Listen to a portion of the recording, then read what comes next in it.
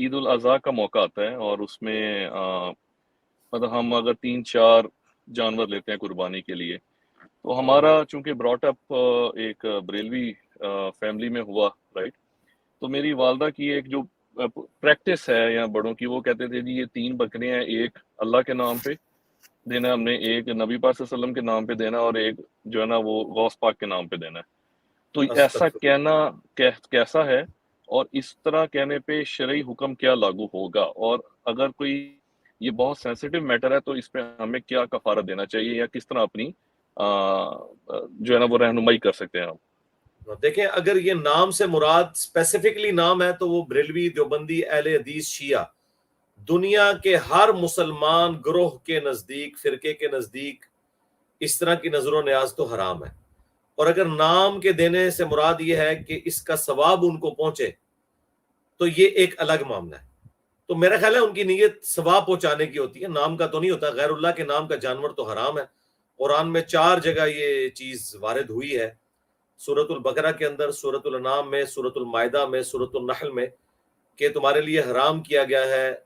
بہتا و لہو، مردار، خنزیر کا گوشت، اور وہ جانور جس کے اوپر ذبیحہ کے وقت اللہ کے علاوہ کسی اور ہستی کا نام لیا جائے یا اللہ کا نام نہ لیا جائے، تو وہ بھی تمہارے لیے حرام ہے۔ اور صحیح مسلم میں حدیث ہے، مولا علی علیہ السلام نے اپنی تلوار کے نیام سے ایک صحیفہ نکالا جو نبی علیہ السلام نے انہیں وصیتاً لکھ کے دیا تھا۔ اس میں جہاں اور باتیں لکھی تھیں، یہ بھی لکھی ہوئی تھی کہ جو شخص غیر اللہ کے لیے قربانی کرے اس پہ اللہ کی لعنت، اللہ کے فرشتوں کی لعنت، اور تمام لعنت کرنے والوں کی لعنت۔ اور قیامت کے دن اللہ تعالیٰ ایسے لوگوں کا نہ کوئی فرض قبول کرے گا، نہ کوئی نفل قبول کرے گا۔ یہ بہت سینسٹیو ایشو ہے، انہوں نے بتائیں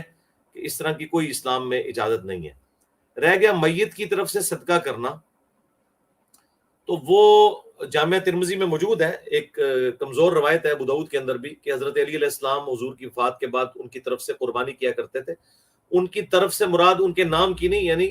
ان کے اصالِ ثواب کے لیے، جس طرح نبی علیہ السلام نے بھی مسلم شریف میں آتا ہے،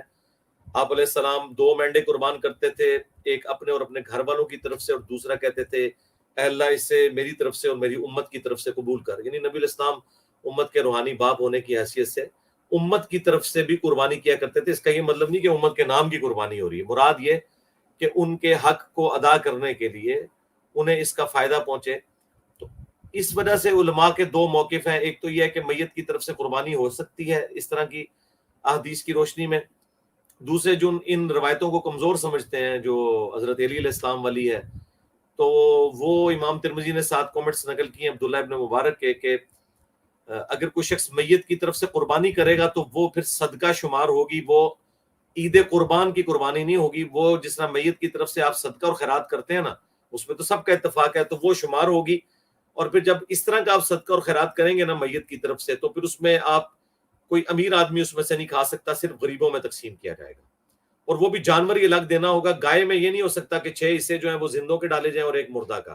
اس طرح نہیں ہونا چاہیے۔